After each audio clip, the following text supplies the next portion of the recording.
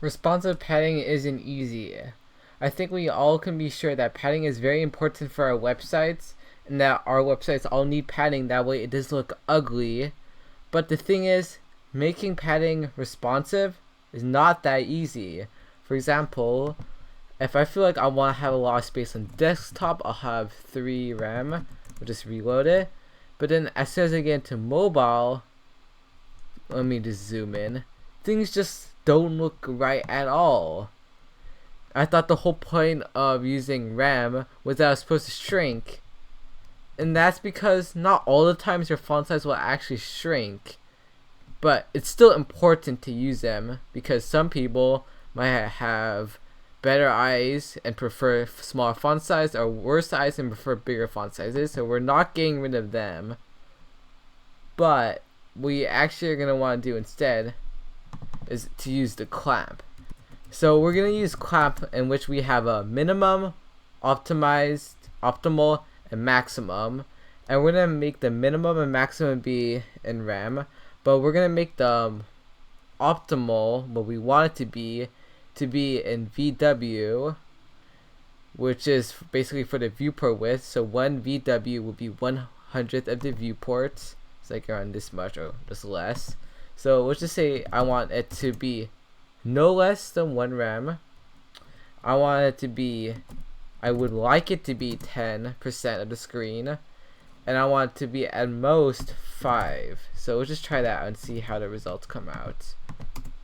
So as you can see, we already have a lot of space for desktop, and this makes sense because our desktop has a lot of space. But as soon as we go down to mobile, you see things are working a lot better. And so this really just ends up coming down to preference. I can take it all the way to 5.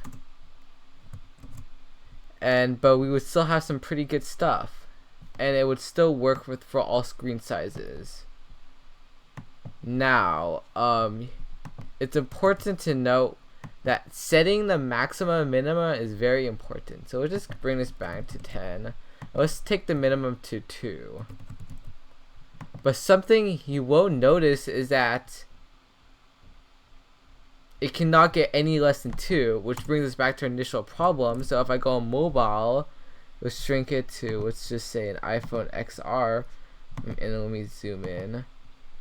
Like, it doesn't look as great. Now this isn't as great as example because there's not that much content, but once you start adding more and more content, you're gonna actually want to use the space. So it's very important to set a good minimum. So in this case, your main content, you always want some space. You don't want it to be bordering the edges. So that's very important to note. And for the maximum, I actually do not have as much experience. I say you probably can't go as wrong, because a lot of the times your preferred width won't actually go above the maximum until you get to really big desktops. But what you really need to worry about is this minimum, because if this minimum goes too high, then you end up having to deal with some pretty big problems once you get down to mobile. Now, I hope this kind of explains how to do responsive padding a little better and you learned something. If you did, please give this a thumbs up, and I really appreciate if you subscribed. Anyways, bye-bye.